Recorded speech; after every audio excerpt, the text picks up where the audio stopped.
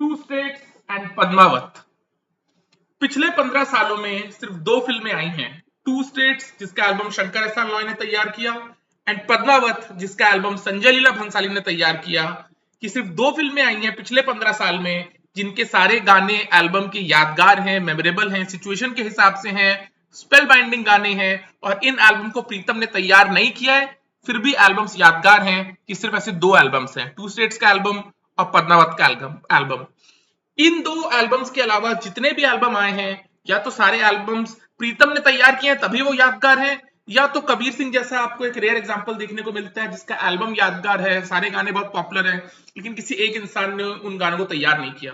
कबीर सिंह का एल्बम 5 लोगों ने काम किया था एक साथ, जो कि टीम नहीं है, ये 5 लोगों की कोई टीम नहीं है म्यूजिक डायरेक्टर्स की।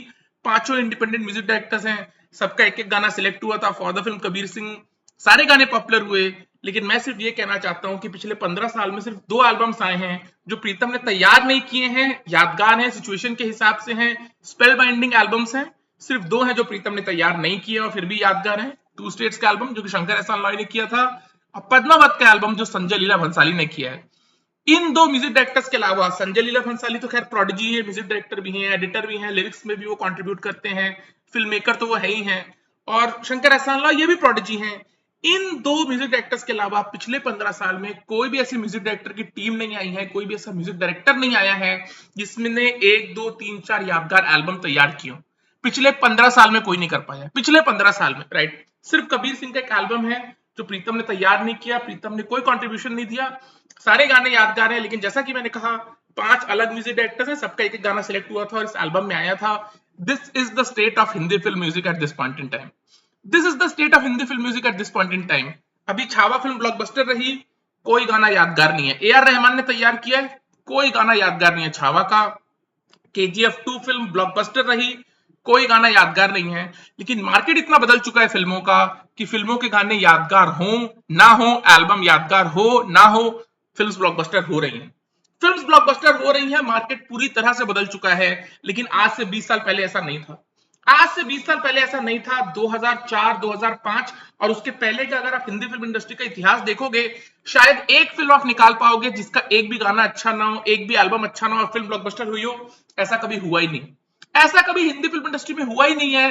फिल्में अगर हिट हुई हैं, सुपर हिट हुई हैं, ब्लॉकबस्टर हुई हैं, अगर ब्लॉकबस्टर हुई हैं तो डेफिनेटली एल्बम यादगार रहा है या 2 3 गाने यादगार रहे हैं। ऐसा 2005 और उसके पहले कभी नहीं हुआ था कि एक फिल्म ब्लॉकबस्टर हो गई और कोई गाना लोगों को याद नहीं है। ऐसा कभी नहीं हुआ था, ऐसा कभी नहीं हुआ था। लेकिन अब वो पॉसिबल है, अब वो पॉसिबल है। KGF 2 फिल्म ने इस चीज को साबित किया है, छावा ने इस चीज को साबित किया है कि आपके एल्बम का एक भी गाना यादगार ना भी हो तो भी आपकी फिल्म ब्लॉकबस्टर हो सकती है, जो कि हुई है वो फिल्म ब्लॉकबस्टर। मार्केट पूरी तरह से बदल चुका, मार्केट पूरी तरह से बदल चुका। But I want two point out the fact कि इतने सारे रियलिटी शोज के आने के बाद, इतने सारे लोगों के आने के बाद भी हिंदी फिल्म इंडस्ट्री में इस पॉइंट इन टाइम पे म्यूजिक डायरेक्टर्स की कितनी किल्लत है, म्यूजिक डायरेक्टर्स की कितनी किल्लत है। प्रीतम ऑलरेडी 50+ हो चुके हैं, ऑलरेडी 50+ हो चुके हैं। तो यार मोर ऑफ्टन देन नॉट ये होता ही है कि अगले 10 साल में वो अपने क्रिएटिव एक्यूमेन लूज कर देंगे। अगले 10 साल में अपना क्रिएटिव एक्यूमेन लूज कर देंगे, इस चीज की प्रोबेबिलिटी बहुत ज्यादा है।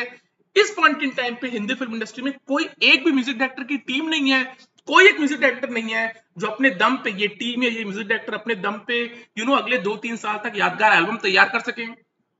कोई नहीं, कोई भी नहीं है, not even 1%, not even 1%। In fact जो लास्ट यादगार एल्बम है पिछले 2 साल में, जो लास्ट यादगार एल्बम आया है वो भी प्रीतम का ही है, वो भी प्रीतम का ही है। तू झूठी मैं मक्कार।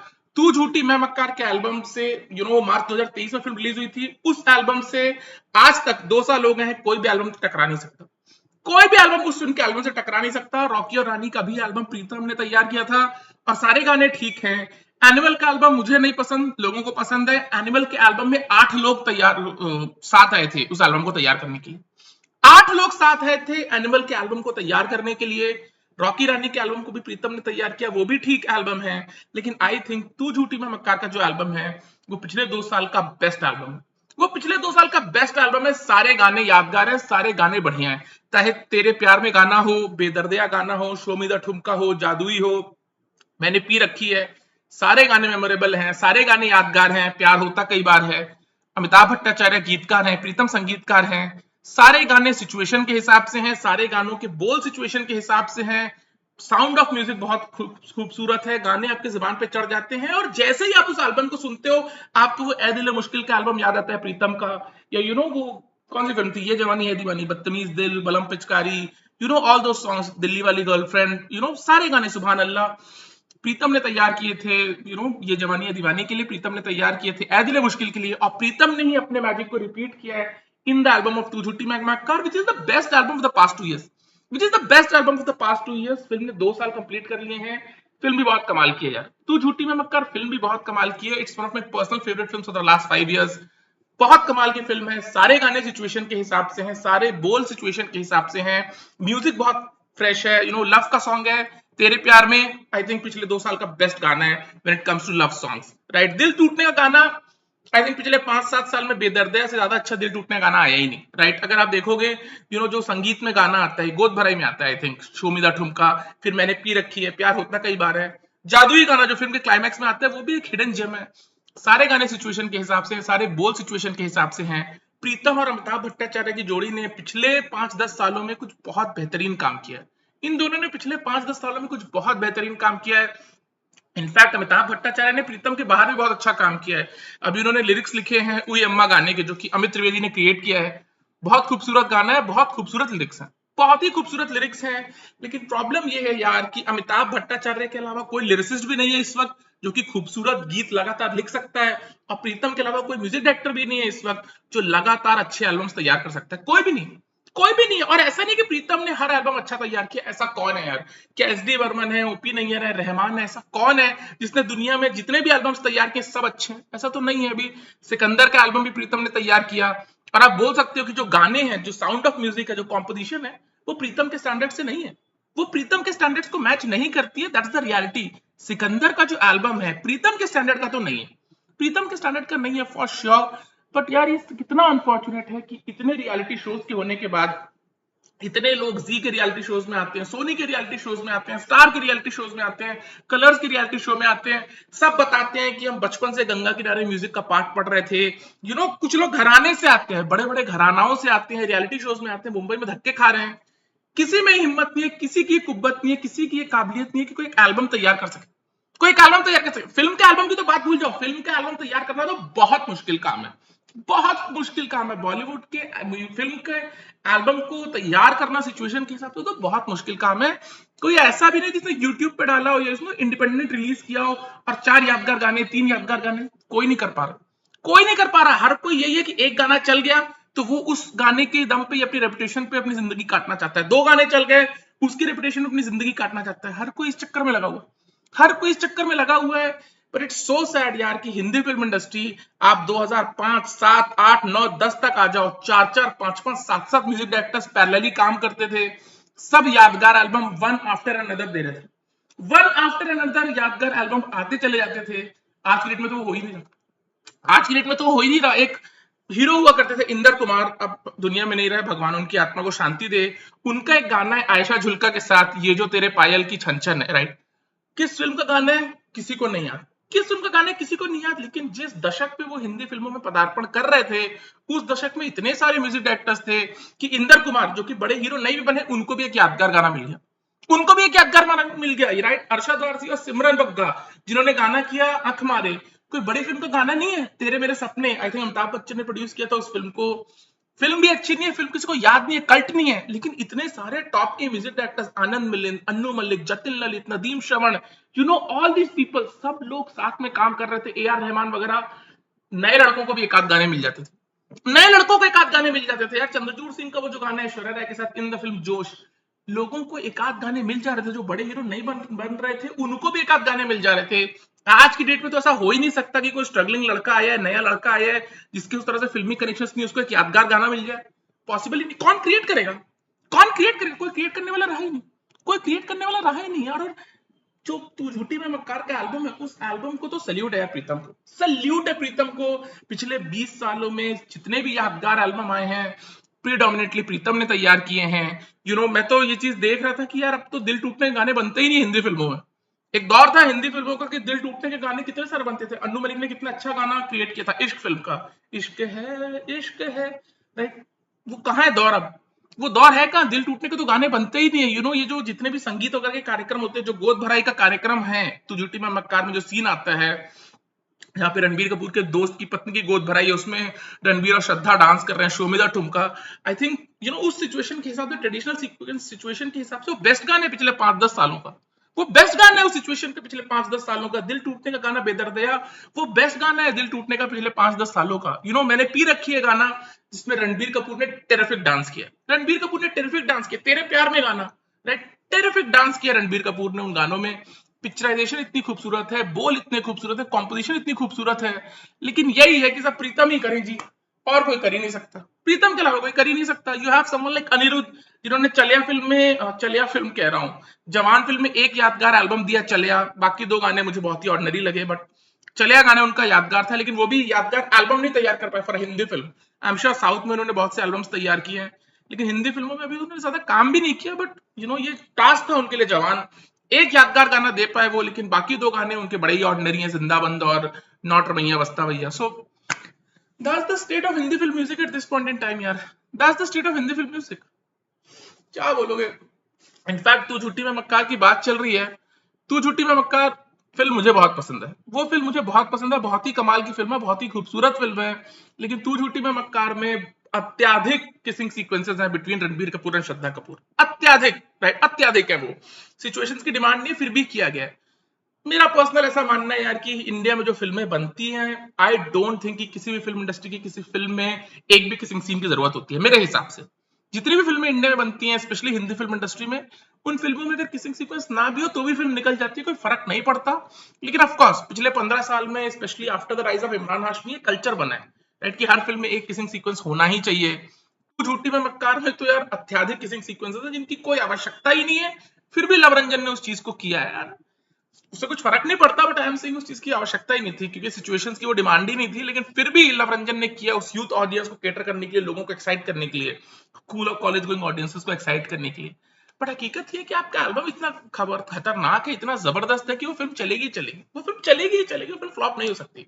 दी best album of the past 2 years, the best album of the past 2 years, again Pritam और गीतकार अमित भट्टाचार्य की जोड़ी ने ही किया। उसके पिछले साल ब्रह्मास्त्र का एल्बम प्रीतम और अमिताभ भट्टाचार्य की जोड़ी ने ही किया। उसके 1-2 साल पहले लूडो का एल्बम प्रीतम और अमिताभ भट्टाचार्य की जोड़ी ने किया। कुछ साल पहले ए दिल है मुश्किल का एल्बम प्रीतम और भट्टाचार्य की जोड़ी ने ही किया। उसके पहले ये जवानी है दीवानी का एल्बम प्रीतम और अमिताभ भट्टाचार्य की जोड़ी ने ही किया, राइट। अगर आप देखोगे लाल सिंह चड्ढा का भी यादगार गाना तेरे हवाले प्रीतम और अमिताभ भट्टाचार्य ने ही किया। आई एम सेइंग कि संगीतकार प्रीतम और गीतकार अमिताभ भट्टाचार्य इस वक्त एक फोर्स हैं, जो एक जमाने में मजरू सुल्तानपुरी और आर डी बर्मन होते थे, या मजरू सुल्तानपुरी लक्ष्मीकांत प्यारेलाल होते थे। आज की डेट में ना कोई संगीतकार है, ना कोई गीतकार है सिवाय प्रीतम और भट्टाचार्य के, जो उस तरह से म्यूजिक क्रिएट कर पाए। जोड़ी बनाने की तो बात ही छोड़ दो, जोड़ी बनाने की तो बात ही छोड़ दो। That's the way it is, that's the way it is. Although कुछ टैलेंटेड लोग हैं यार, अमित त्रिवेदी जैसे, जिन्होंने इमोशनल अत्याचार जैसा यादगार गाना तैयार किया। उन्होंने गल मिट्टी मिट्टी बोल फ्रॉम द फिल्म आयशा, या नवराई माझी, राइट, जो उसका गाना इंग्लिश इंग्लिश का अमित त्रिवेदी ने किया है। आज से तेरे सारे सपने मेरे हो गए, इलेक्ट्रिसिटी का बिल मेरा है, वो जो गाना है यार from the film Padman. Amit Trivedi भी बहुत ही टैलेंटेड, अभी कोई अम्मा उन्होंने तैयार किया, अमिताभ भट्टाचार्य ने लिरिक्स लिखे हैं। अमित त्रिवेदी भी बहुत ही सुप्रीमली टैलेंटेड म्यूजिक कंपोजर हैं, एक तारा उन्होंने कंपोज किया है। लेकिन वही है कि अमित त्रिवेदी भी उस तरह से एल्बम्स तैयार नहीं कर पाए। अभी मैंने उनका एक गाना डिस्कवर किया, आई थिंक घोड़े पे सवार है, कोई ओटीटी फिल्म के लिए था। कितना खूबसूरत गाना है यार, कितना खूबसूरत गाना है। बट वही है कि अमित त्रिवेदी उस तरह से एल्बम्स बैक टू बैक नहीं तैयार कर पा रहे हैं जिस तरह से प्रीतम ने किया है। लेकिन Amit Trivedi is a very talented music director, he is a very very talented music director. Amit Trivedi को भी सल्यूट है यार, उन्होंने जो 15 साल में पिछले कंट्रीब्यूट किया in the Hindi film industry, उनको उस तरह से उनका ड्यू नहीं मिला है यार, to be very honest, to be very honest. लेकिन उन्होंने कुछ यादगार गाने तैयार किए, उन्होंने कुछ यादगार गाने तैयार किया, London Thumakda from the film Queen. लेकिन अब वो एल्बम तैयार करने वाली जो बात है, वो मिसिंग है यार, वो मिसिंग है। विशाल शेखर ने 2 गाने तैयार किए, एक तो ट्यून उठाया गया बेशरम रंग का फॉर द फिल्म पठान, और दूसरा झूमे जो पठान। वो कौन सा गाना है भाई, झूमे जो पठान मेरी जान, वो जो यारी है ईमान, वहां से लिया गया है, उसका भी कॉम्पोजिशन, उसकी भी ट्यून। तो ये चीजें हैं, यही हो गया अब आज के डेट में हिंदी फिल्म इंडस्ट्री में। सचिन जिगर के बारे में बात कर चुका हूं, सो क्या बोलोगे यार। But I hope this is a passing phase, I hope अगले 10 साल में, क्योंकि जैसा कि मैंने कहा, प्रीतम अगले 10 साल में मोर ऑफ्टन देन नॉट इस चीज की प्रोबेबिलिटी है कि वो अपना क्रिएटिविटी लूज करेंगे यार। वो होता ही है क्रिएटिव वर्ल्ड में, आप अपनी क्रिएटिविटी लूज करते हो अपनी एज के बाद, भगवान करे वो ना लूज करें, बट प्रोबेबिलिटी है कि वो लूज कर सकते हैं अपनी क्रिएटिविटी अगले 10 साल में। एंड आई जस्ट होप कि यार हिंदुस्तान के किसी कोने में 2-4 लोग या एक टीम ऑफ म्यूजिक डायरेक्टर्स की जो बॉलीवुड के म्यूजिक को उस लेवल पे लेके आए जिस लेवल पे बॉलीवुड का म्यूजिक हमेशा रहा है, अपने पदार्पण से लेकर के अपने जन्म से लेकर के आज तक रहा है। लेकिन पिछले 15 सालों में बॉलीवुड का म्यूजिक सिर्फ और सिर्फ संगीतकार प्रीतम और गीतकार अमिताभ भट्टाचार्य के ऊपर ही डिपेंडेंट रहा है। कबीर सिंह जैसे एक्सेप्शंस हैं जहां पे 5 म्यूजिक डायरेक्टर्स डिफरेंट हैं आए हैं, उन्होंने एक गाने दे दिए हैं। लेकिन हकीकत तो यही है 5 लोग अगर दोबारा किसी फिल्म में आएंगे तो शायद उतने यादगार गाने ना दे पाए, शायद इतने यादगार गाने ना दे पाए। ये हकीकत उन लोगों को भी पता होगा, आई एम श्योर, राइट। तो ये चीजें ही है। एनिमल फिल्म का एल्बम जैसा कि मैंने बताया 8 लोग मिलके तैयार किए एनिमल फिल्म का album. I don't think it's on par with Tu Jhoothi मैं मक्कार, बट बस कहने के लिए कह रहा हूँ। रॉकी रानी का भी एल्बम ठीक ही है, अच्छा ही एल्बम है, but according to me Karan Johar से जो एक्सपेक्टेड है और प्रीतम से जो एक्सपेक्टेड है, जो स्पेशली उन्होंने ए दिल मुश्किल में किया है, उसके सामने तो रॉकी रानी का एल्बम फीका ही है मेरे हिसाब से। आई थिंक तू झूठी मैं मक्कार is the best album of the past 2 years।